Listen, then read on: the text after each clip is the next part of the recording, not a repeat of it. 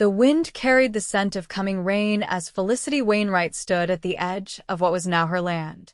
20 summers had passed since her birth, and nearly all of them had been marked by hardship. Her once bright blue eyes had grown shadowed from the grief of losing her entire family to the sweeping fever that had claimed half her village just months before. The plague had taken her parents and younger brothers, leaving her alone in a world that showed little kindness to solitary young women. Her long blonde hair, tied back with a frayed ribbon, whipped around her face as she surveyed the neglected farm before her. Her thin dress, patched in several places, offered little protection against the biting spring air. Despite her poverty, there was no hiding the graceful curve of her waist or the feminine figure that her threadbare clothing could not conceal. The neckline of her simple linen dress dipped lower than was proper, exposing her delicate collarbone and hinting at curves that had drawn unwanted attention in the village.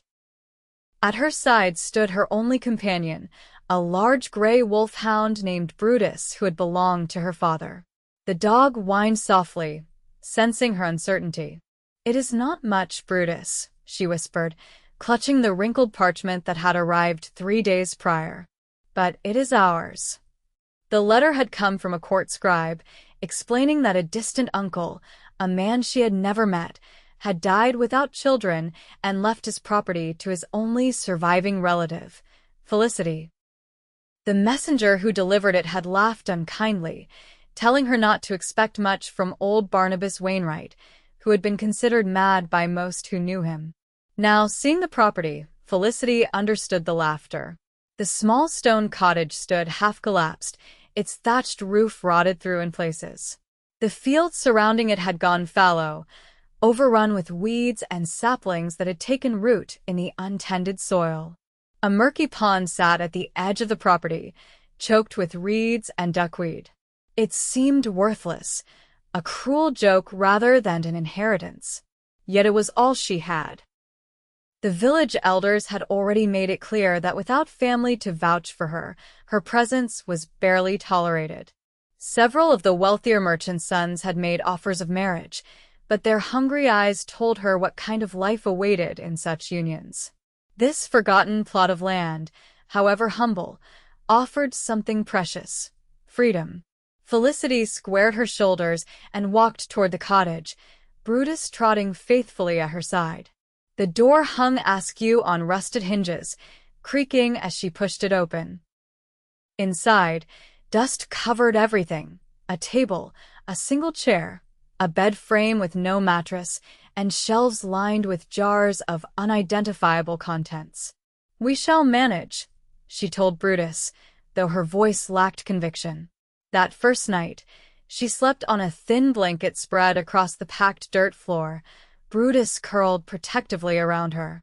Rain drummed on what remained of the roof, finding its way through holes to form puddles on the floor. She wept silently, wondering if she had made a terrible mistake in coming here.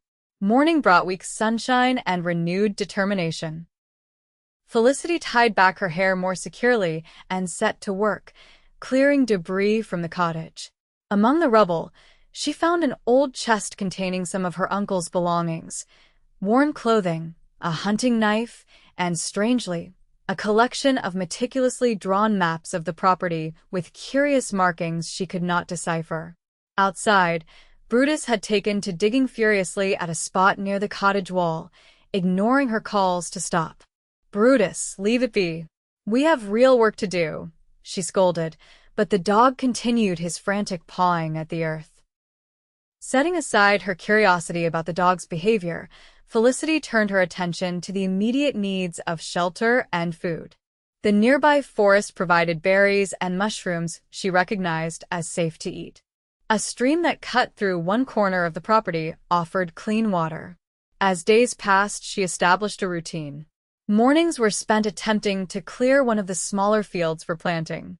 Afternoons were dedicated to repairing the cottage, patching the roof with branches and straw, reinforcing the walls with stones collected from the fields. Each night, exhausted, she fell asleep planning the next day's tasks. Yet throughout these days, Brutus continued his strange behavior, always returning to the same spot to dig. One morning, as Felicity hauled water from the stream, she noticed something odd about the pond. Despite the spring rains, its level remained unusually low, and on calm days, bubbles occasionally rose to its surface. A week after her arrival, the quiet of her new life was interrupted. Felicity was gathering kindling at the forest's edge when she heard hoofbeats approaching. Hurrying back to the cottage, she found a well-dressed man dismounting from a handsome bay horse. His rich clothing marked him as someone of importance, and the sword at his hip suggested authority. "Good day," he called, spotting her. "I am Lord Isaac Rutherford, magistrate of this region." Felicity cursed awkwardly, aware of her dirty hands and face. "My lord, I am Felicity Wainwright. Barnabas Wainwright's niece, I presume?"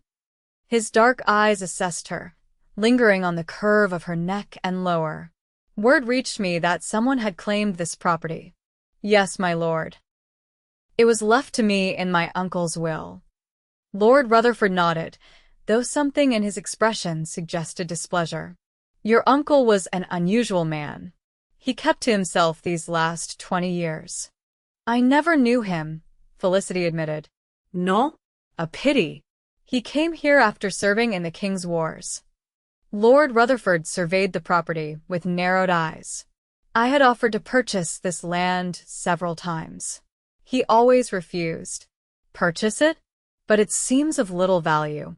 The Lord's laugh held no warmth, perhaps to an untrained eye.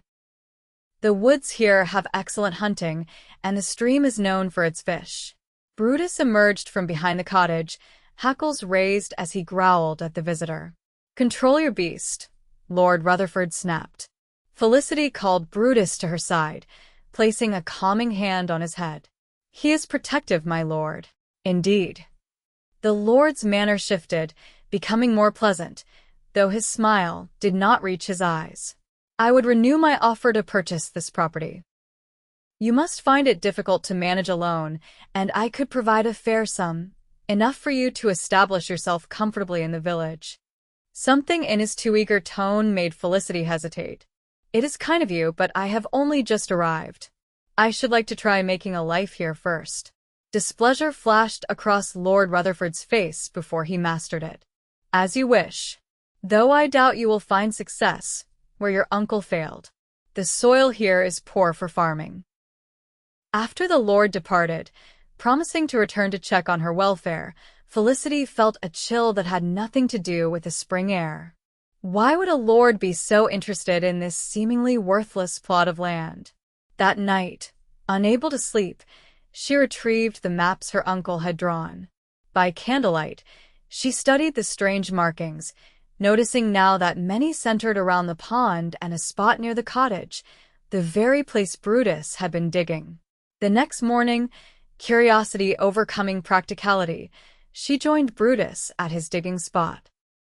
The dog barked excitedly as she took up a rusty shovel found in what remained of a tool shed. "What have you found, boy?" she asked, beginning to dig where he indicated. The work was hard, and sweat soon drenched her dress despite the cool air. Just as her arms began to ache unbearably, the shovel struck something solid.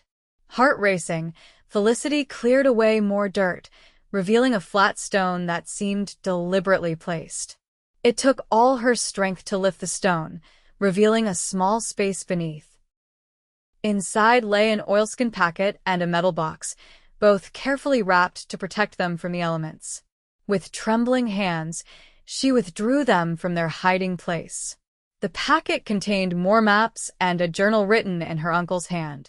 The box, locked with a simple mechanism she managed to pry open, held a single gold coin and a key unlike any she had seen before, intricately crafted with unusual teeth. Felicity retreated to the cottage to examine her finds more carefully. The journal's first pages recounted her uncle's experiences in the war, serving a nobleman whose name had been carefully scratched out. As she read further, the entries became more disturbing. Her uncle wrote of being ordered to hide something of great value, something that must never be found. for it would bring ruin to the noble house of R. The final entries were increasingly paranoid, speaking of being watched, of visitors in the night. The last page, dated just months before his death, read, "They suspect I have not destroyed the evidence as ordered. I cannot leave, for they watch the roads. The treasure remains where I placed it, beneath the waters.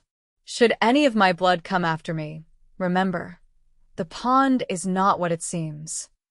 Felicity looked up from the journal, her gaze drawn to the murky pond visible through the cottage's single window. Brutus whined, pawing at the door. "The pond," she whispered. "Is that what you have been trying to tell me?" That afternoon, she approached the pond cautiously. Its surface was still, reflecting the cloudy sky above. Circling its perimeter, she noticed something she had overlooked before, a narrow channel cut into the earth, now overgrown, that appeared to lead from the stream to the pond. Following it, she discovered a crude wooden mechanism half buried in mud, a sluice gate that could control water flow. With considerable effort, Felicity cleared the debris blocking the gate and managed to raise it slightly. Water began to flow from the pond into the channel, which she now saw continued downhill toward the stream. The pond's level began to drop slowly. Over the next 2 days, she worked to clear more of the channel, allowing the pond to drain further. Brutus remained excitedly at the edge of the receding water, barking at something Felicity could not yet see. As the water level dropped, the outline of something man-made began to emerge from the muck, stone walls forming a perfect square. Not a natural pond at all, but a deliberate construction that had been flooded. By the 3rd day, enough water had drained to reveal what appeared to be the top of a stone structure. Steps led down into what remained of the murky water. Felicity's heart pounded. This was what her uncle had referred to, what Lord Rutherford perhaps suspected existed. That night, a storm blew in, rain lashing the cottage. Through the downpour, Felicity thought she heard hoofbeats and voices. She extinguished her candle and peered through a crack in the wall. Shadowy figures moved near the partially drained pond. Fear kept her frozen in place, Brutus growling softly beside her. By morning, the strangers had gone, but fresh footprints surrounded the pond. The storm had partially refilled it, hiding whatever lay beneath. Felicity knew she had to work faster. Her discovery had not gone unnoticed. Returning to her uncle's journal, she read it more carefully, searching for clues. One passage mentioned a chamber beneath the waters, sealed against time, where that which was stolen now rests. Another spoke of a key that opens the path to truth. The key in the metal box. It must open something within the stone structure. Determined, Felicity worked through the day to drain the pond again. As the water receded once more, she saw that the storm had washed away much of the mud, revealing more of the stone structure, what appeared to be the roof of a small building with a sealed door at the top of the steps. Evening was approaching when the water level finally dropped below the door. Gathering her courage and taking the mysterious key, Felicity waded through the remaining knee-deep water to the steps. Brutus followed, swimming beside her. The door was made of metal, green with age but solid. In its center was a keyhole that matched the unusual key she had found. With shaking hands, she inserted the key and turned it. The mechanism moved with surprising ease, as if recently oiled. The door swung inward, revealing a chamber below. Stone steps disappeared into darkness. Felicity hesitated, then returned to the cottage for her candle before descending into the unknown.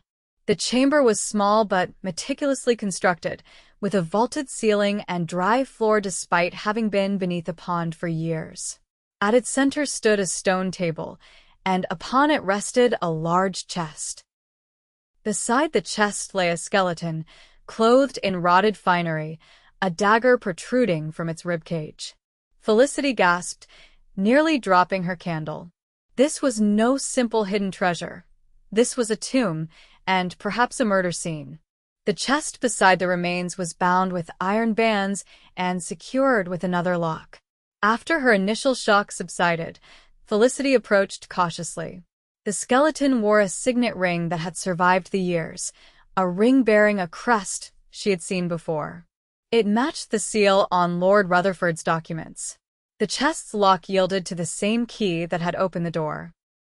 Inside, Felicity found what her uncle had been tasked with hiding: sacks of gold coins, jeweled necklaces, and most importantly, a collection of documents, letters, deeds, and a confession written in a dying hand. The confession revealed a tale of treachery. 25 years earlier, the previous Lord Rutherford had murdered his elder brother, the rightful heir, and seized control of the family holdings. The murdered brother had discovered that Lord Rutherford had been stealing from the king's tax collections for years, amassing a fortune. When confronted, Lord Rutherford killed his brother and ordered one of his trusted soldiers, Felicity's uncle, to dispose of the body and the evidence of his crimes. Her uncle had followed orders partially, hiding the body and the treasure, but his conscience would not allow him to destroy the evidence. Instead, he constructed this hidden chamber, flooding it to conceal its existence, and waited for a day when justice might be served. Felicity carefully gathered the documents and a small portion of the coins, enough to prove her story, but not so much that she might be accused of theft. As she climbed the steps back to the surface, a voice called out, "I suspected the old soldier had not been entirely loyal to my father." Lord Rutherford stood at the edge of the pond, 2 armed men behind him. His hand rested on his sword hilt. "Your father was a murderer," Felicity said, clutching the evidence to her chest. "And what does that make me, I wonder?" He smiled coldly. "A protector of my family's legacy, I should think. Hand over what you have found, girl, and I may yet allow you to live." Brutus growled, positioning himself between Felicity and the approaching men. "The king's magistrates might be interested in these documents," Felicity said, her voice steadier than she felt. "They tell quite a tale of theft from the royal treasury." Lord Rutherford's face darkened. "The nearest royal magistrate is 2 days' ride from here. You will not live to see the morning unless you surrender what is mine." "What was stolen, you mean?" Felicity took a step backward, her foot finding the first step down into the chamber. The Lord nodded to his men, who drew their swords and advanced.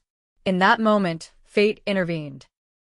The sound of multiple horses approaching came from the road, and a voice called out, "In the name of the king, who goes there?"